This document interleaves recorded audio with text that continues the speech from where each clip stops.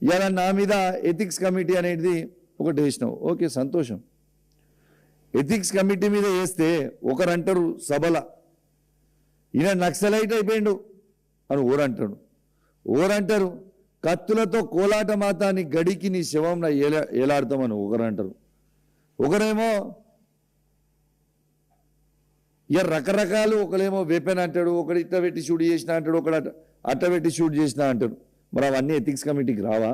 ఇదా నేర్పేది? ఇవాళ ఎథిక్స్ కమిటీకి మీరు ఫామ్ చేశారు కదా, ఒక్కసారి మీకు వీడియో చూపిస్తా.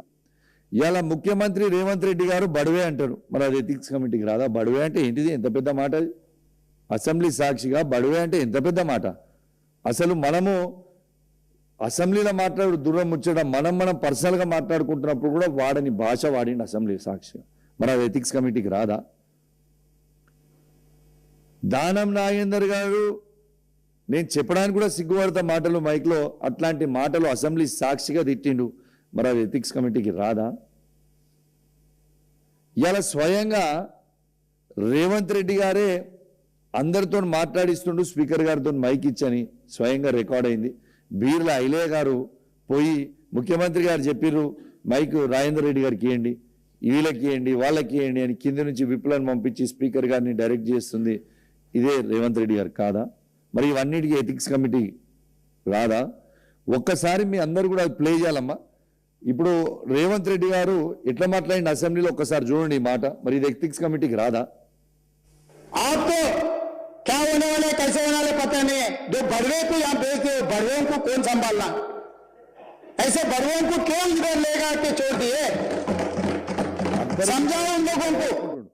ఎస్ఎన్డిపి చూసుకోవాలి బయట కూడా తిరగాలి కొడక మేమని ఏమనుకుంటున్నారా మీరు? మీ అమ్మ ఏ తోలు తీస్తా కొడక ఒక్కొక్కటి తోలు తీస్తా ఒక్కొక్కటి చెప్తున్నా, తోలు తీస్తా ఏమరే బయట కూడా తిరగని అని చెప్తున్నా నేను. మరి ఇవి ఎథిక్స్ కమిటీకి రావా? ఇంకోటి చూడొచ్చు, ముఖ్యమంత్రి రేవంత్ రెడ్డి గారే విప్ గారిని ఐలయ్య గారిని పంపించి స్పీకర్ గారికి ఇట్లా చెప్తున్నాయి.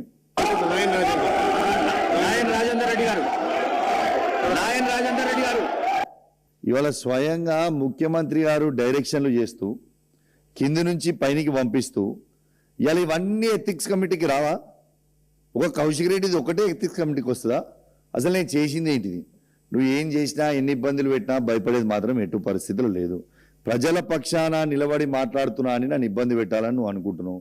బరాబర్ నువ్వు ఎంత ఇబ్బంది పెట్టినా ప్రజల పక్షాన ఖచ్చితంగా నిలబెడతా, ప్రజల పక్షాన ఖచ్చితంగా నేను అడుగుతా. ఇంకోటి ఏమంటాడు రేవంత్ రెడ్డి గారు, ఇలా రాజ్ ఠాకూర్ గారిని రామగుండం ఎమ్మెల్యే గారిని లేపి మా దగ్గర కూడా కండలు తిరిగేటోళ్ళు బాగున్నారు, ఇలా కింద పడేసి ఒక్కటే దగ్గర కొడతాడు, కుస్తీలాట. అది అసెంబ్లీయా లేకుంటే కుస్తీలాటనా?